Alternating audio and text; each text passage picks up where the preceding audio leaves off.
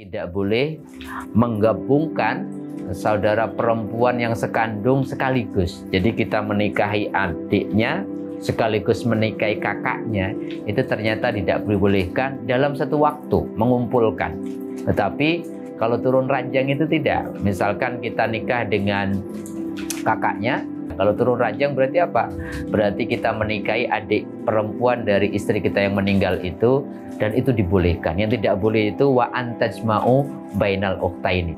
Utsman bin Affan itu terkenal dengan Dzurun Nurain.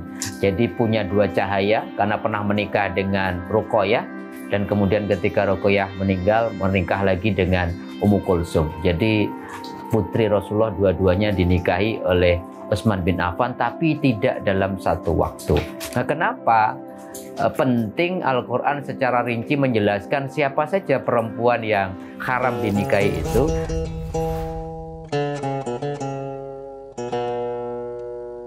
Assalamualaikum warahmatullahi wabarakatuh. Sahabat-sahabatku pemirsa channel Tauhid Cinta. Pada kesempatan kali ini kita akan membincangkan sesuatu yang kemudian terkenal dengan istilah turun ranjang. Nah, apa itu turun ranjang?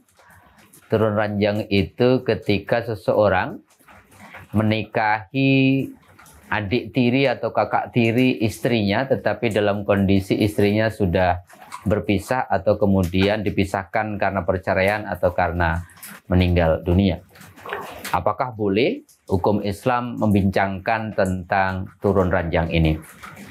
Kita akan mulai dengan membincangkan tentang siapakah saja perempuan-perempuan yang haram kita nikahi. Ada satu ayat yang agak panjang yang kemudian disitir oleh Allah dalam surat keempat, surat An-Nisa ayat 23. Allah mengatakan bahwa diharamkan bagi kalian itu menikahi pertama ibu kalian. Yang kedua, menikahi saudara perempuan kalian, tentunya ini sekandung. Kemudian menikahi anak perempuan kalian, wabanatul ahi wabanatul ukhti. Jadi anak perempuan dari saudara kita, berarti keponakan ya, baik dari saudara laki-laki maupun saudara perempuan. Kemudian kita dilarang menikahi ibu sepersusuan ya, bukan ibu kandung kita, tetapi kita pernah waktu kecil menyusu kepada orang tersebut, itu jatuhnya juga haram. Atau kemudian menikahi saudara perempuan sepersusuan. Ada beberapa kasus dulu, ada seorang ibu yang punya anak sepersusuan itu 30 orang. Karena terlalu berlebihan, banyak asinya, kemudian dia menjadi bank asi, dan kemudian banyak memberikan asi itu kepada banyak perempuan. Itu juga kita tidak boleh menikahi mereka. Kemudian menikahi bibi kita. Kemudian menikahi seanak perempuan yang bukan anak kandung kita, tapi anak perempuan yang kemudian menjadi putri dari istri kita. Jadi kita menikah, istri kita sudah bawa anak, dan ketika anak perempuan itu ada dalam pemeliharaan kita, dan setelah kita yang menikahi perempuan itu sudah melakukan jima atau berhubungan badan, maka jatuhnya haram. Tetapi kalau belum sempat berhubungan badan, jatuhnya kemudian tidak diharamkan. Selanjutnya adalah wa antajma'u bainal ukhtaini illa ma qad salaf. Kalian tidak boleh menggabungkan saudara perempuan yang sekandung sekaligus. Jadi kita menikahi adiknya sekaligus menikahi kakaknya, itu ternyata tidak dibolehkan dalam satu waktu mengumpulkan. Tetapi kalau turun ranjang itu tidak. Misalkan kita nikah dengan kakaknya, dan kemudian ketika kakaknya meninggal, biasanya dalam tradisi Betawi dulu, ya biar hubungan keluarga terus berlanjut, atau tradisi Jawa, ya udah turun ranjang. Kalau turun ranjang berarti apa?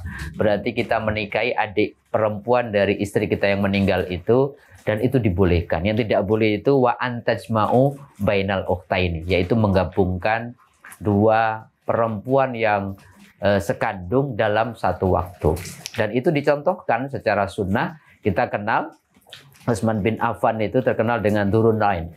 Jadi punya dua cahaya karena pernah menikah dengan Ruqayyah, dan kemudian ketika Ruqayyah meninggal menikah lagi dengan Ummu Kulsum. Jadi putri Rasulullah dua-duanya dinikahi oleh Utsman bin Affan, tapi tidak dalam satu waktu. Nah, kenapa penting Al-Quran secara rinci menjelaskan siapa saja perempuan yang haram dinikahi itu? Dikhawatirkan, sahabat-sahabatku, nanti ada orang menikah ternyata masih ada hubungan darah atau yang kita kenal dengan incest. Dan ini dampaknya secara fisik itu ternyata juga secara kesehatan luar biasa. Ada cacat mental dari lahir, tapi kemudian tumbuh kembangnya juga tidak baik. Karena apa? Karena ternyata menikah dalam konteks satu hubungan darah. Oleh karenanya, bagi orang-orang yang kemudian ingin menikah, orang tuanya misalkan anaknya diangkat, diambil orang, dijadikan anak angkat, itu harus dipastikan betul bahwa mereka nanti harus dikasih tahu siapa sesungguhnya orang tuanya kandung. Jangan sampai nanti sudah ada jatuh cinta, sudah ta'aruf, tiba-tiba ternyata orang yang kita nikahi adalah orang yang sesungguhnya haram dinikahi.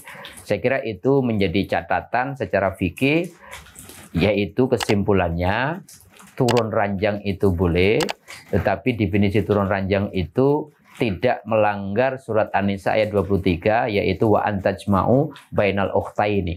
Jadi yang dilarang itu mengumpulkan dua saudara perempuan. Jadi kita nikahi kakaknya sekaligus kita nikahi adiknya dalam satu waktu. Tetapi yang namanya turun ranjang itu ketika ada perceraian, perpisahan, apakah itu lewat perceraian atau lewat kematian, kita boleh turun ranjang menikahi adiknya atau naik ranjang ya. Kalau kemudian kita nikah sama adiknya, meninggal dan kemudian kakaknya kita nikahi. Saya kira itu mudah-mudahan bermanfaat. Dan mohon maaf apabila ada yang kurang berkenan. Assalamualaikum warahmatullahi wabarakatuh.